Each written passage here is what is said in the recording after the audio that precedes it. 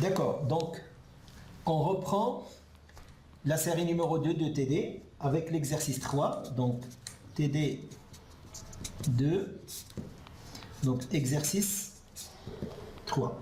Alors, on considère un rayon lumineux AI qui arrive du haut vers le bas sur une surface plane séparant deux milieux homogènes transparents d'indices N1 et N2 respectivement. On considère trois situations différentes selon les angles d'incidence et les valeurs des indices N1 et N2 qui varient comme sur les figures 1, 2 et 3. Donc je considère trois situations. Figure 1, figure 2, figure 3. Et je considère donc un rayon incident qui arrive en faisant 30 degrés par rapport à la normale. Bien sûr, la normale, c'est la droite en pointillé. La même chose pour la figure 2, toujours 30 degrés. Et la normale. Et la dernière, donc par rapport à la normale, je prends un angle de 60 degrés. Donc on rappelle que le milieu d'indice N1, c'est l'air, et le milieu d'indice N2, c'est par exemple le vert d'indice 1,5. La deuxième figure, nous avons 1,5 en haut et nous avons 1 en bas. Et la troisième, nous avons 1,5 et le deuxième milieu, c'est 1. Donc on considère NI, je prends le point I, c'est le point qui fait donc le point d'impact du rayon incident sur la surface. Et donc la normale, c'est NI pour la figure 1, 2 et 3. On se place dans les conditions de Gauss. Donc les conditions de Gauss sont l'objet petit plan perpendiculaire à l'axe principal. Donc ici je prends un point lumineux. Donc c'est un point, donc je n'ai pas de problème. Je prends le système de faible ouverture. Donc on considère le dioptre de faible étendue. Et je considère les angles petits pour pouvoir faire nos approximations. La question dans les conditions de Gauss dit: représenter les trois figures ci-dessus et compléter la trajectoire des rayons lumineux incidents. Bien évidemment, nous avons des cas de réfraction, donc on va pouvoir utiliser la loi de Descartes. Je sais que dans le cas de la figure 1, le rayon arrive de A vers I sur la surface, et donc pour pouvoir se réfracter, j'ai donc un milieu moins réfringent et le deuxième milieu plus réfringent. Je vais m'approcher de la normale et je mets le rayon réfracté en rouge. Je vais le calculer par la suite. Donc, ça c'est R. Pour la deuxième situation de la figure 2, je passe d'un milieu plus réfringent vers moins réfringent. Donc, par rapport à la direction d'incidence, je vais m'éloigner de la normale et je vais avoir, donc ça c'est R. Et pour le troisième schéma, donc j'ai un angle de 60 et théoriquement, je vais passer de 1,5 à 1, je vais m'éloigner de la normale, mais je dois faire attention à ce que le sinus ne soit pas supérieur à 1. Et peut-être j'aurai le phénomène de réflexion totale interne dans la figure 3. Je commence par calculer les angles correspondants. Donc la loi de Descartes, pour l'ensemble des trois figures, dit que N1 sinus I1 égale à N2 sinus I2. Donc pour la figure 1, par exemple, j'ai 1 sinus de 30 égale à 1,5 sinus de I2. Ce qui fait que sinus de I2 est égal tout simplement à sinus de 30 sur 1,5.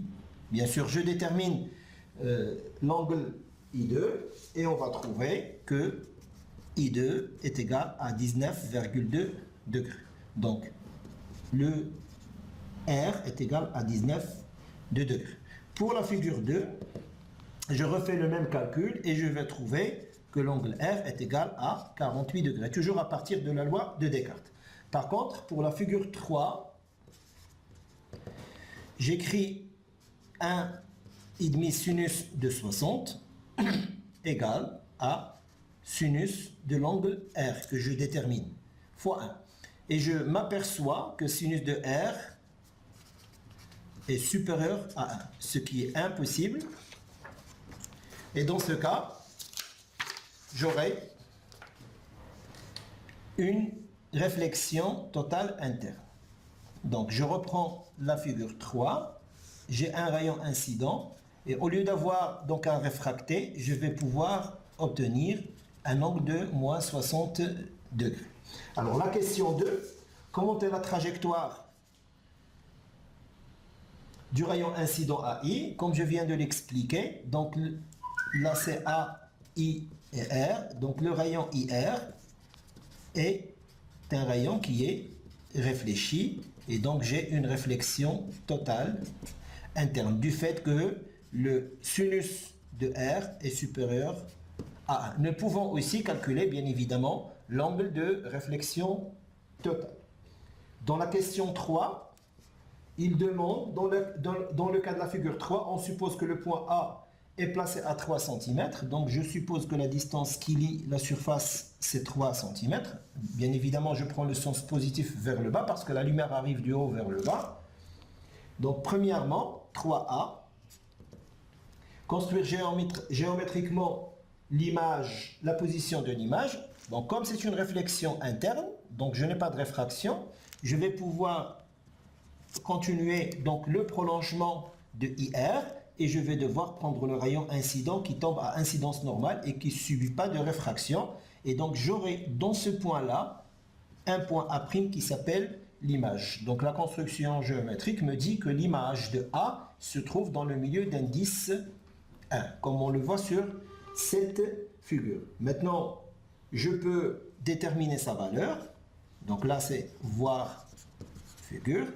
3B, pour déterminer exactement, donc d'après la loi de la réflexion, comme on le connaît pour le miroir. Donc la position par rapport, si je prends un point H sur la surface, j'aurai H' en valeur algébrique est égal à plus 3 cm. La question 3C, finalement, calculer l'angle limite de réflexion interne totale dans le cas de cette figure. Bien évidemment, ce se calcule à partir de l'équation qu'on a établie avant, c'est-à-dire que 1,5 sinus de 60, qui est égal à sinus de R, ne peut pas me donner l'angle de réflexion totale interne, mais par contre, l'équation générale, c'est que N1 sinus I1 égale à N2 sinus de I2, je vais changer de feuille, va pouvoir me donner que 1,5 sinus de I1, qui est l'angle limite, est égal à N2, qui est 1 fois sinus de pi sur 2. Parce que pour avoir une réflexion totale, si j'ai un angle limite ici, j'ai une réflexion, ça veut dire que le I2 tend vers pi sur 2. C'est-à-dire que sinus de IL est égal à 1 fois sinus de pi sur 2, c'est 1 sur 1,5. Et dans ce cas, le IL est égal à l'arc sinus de 1 sur 1,5. Donc, application numérique, on trouve que IL est égal à 41,8 degrés. Et donc, ça s'appelle l'angle de réflexion totale. Voilà. Bien, on passe maintenant à l'exercice 4 et le dernier.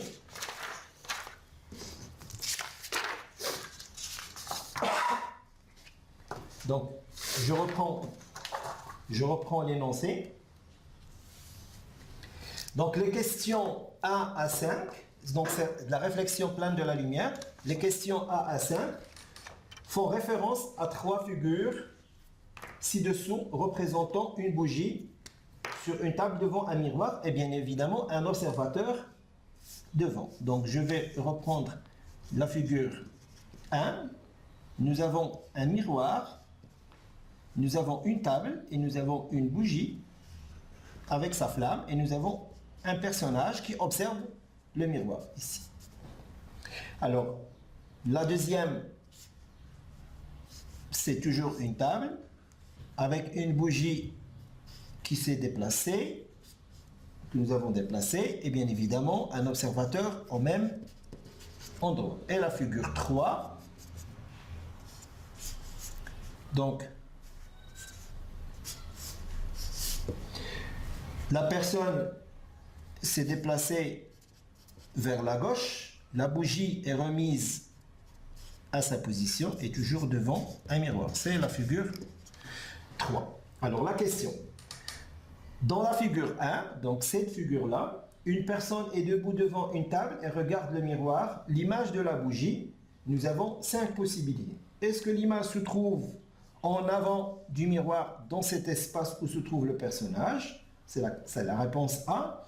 Est-ce que ça se trouve sur la surface du miroir? Je rappelle que ça c'est toujours le plan du miroir vertical, perpendiculaire au plan de la table. C'est la réponse B.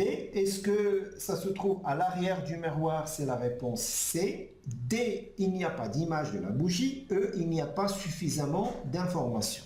Alors, pour répondre à cette question, je vais revenir sur un schéma que nous avons traité dans un cours. Quand on a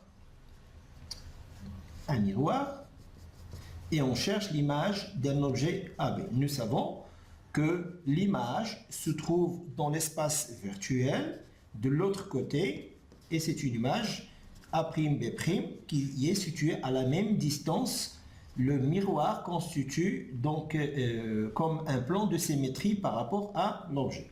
Et c'est la même chose pour la bougie. L'observateur va voir la bougie dans l'espace derrière. Donc la réponse à la question 1, la réponse, bien évidemment, c'est la réponse C, c'est-à-dire à l'arrière du miroir. La deuxième question, on considère la hauteur de l'image, plutôt, est-ce que c'est plus grand que l'objet? Toujours dans la même figure, est-ce que l'image est plus grande que l'objet? C'est A. B, plus petite que la bougie. C égale à la bougie. D, il n'y a pas d'image. E, il n'y a pas suffisamment d'informations. Et on sait que pour le miroir plan, c'est la même chose que pour ces 3 figures. Nous avons gamma qui est A'B' sur AB et n'est autre que plus 1. Donc gamma est toujours à 1. Ça veut dire, pour la deuxième question, la réponse c'est égal, c'est-à-dire toujours c'est C. Je continue sur la même feuille. Alors la question 3, nous avons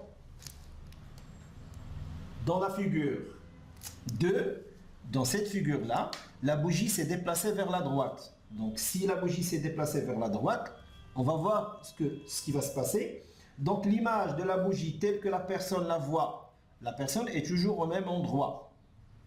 Est-ce que l'image de la nouvelle position se trouve déplacée vers la droite ou vers la réponse A à gauche de la position, B à droite de la position, C à la même position, D, la personne ne voit pas d'image et E, il n'y a pas d'information. Bien évidemment, si je déplace l'objet vers la gauche ou vers la droite, l'image va suivre. Ça veut dire si je déplace la bougie ici vers la droite, pour la figure 2, ben, l'image aussi va se déplacer vers la droite et donc la réponse c'est B. Tout simplement, la réponse c'est B. La quatrième question, on considère la figure 3, donc cette figure-là, la bougie est remise à sa position initiale, mais c'est maintenant le personnage qui se déplaçait vers la gauche.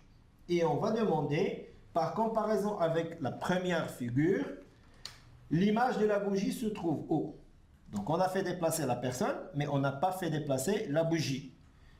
Ben, dans ce cas, sans attendre la réponse, la bougie ne s'est pas déplacée, automatiquement l'image n'est pas déplacée. Et donc on va choisir dans la question 4, la réponse A c'est non, B c'est non, C à la même position, donc la réponse c'est C. Et enfin, donc la dernière question, on double la distance entre la bougie et le miroir, donc j'éloigne la bougie de 2 fois sa position initiale et on va demander la hauteur de l'image. Et maintenant, est-ce que la hauteur de l'image va être influencée? Bon, en général, la hauteur, c'est-à-dire c'est AB, n'a rien à voir avec la position. Donc normalement, je vais avoir la même position. L'image aura la même position puisque gamma est égal à 1. Ça veut dire que d'ici, je sors que A'B' est égal à AB. Donc si la position par rapport au miroir de la bougie est changée, la hauteur de l'image n'a rien à voir avec le déplacement de la position et je vais avoir donc la même que précédemment. Donc la hauteur, c'est la réponse B. Voilà le quatrième exercice de cette série de télé.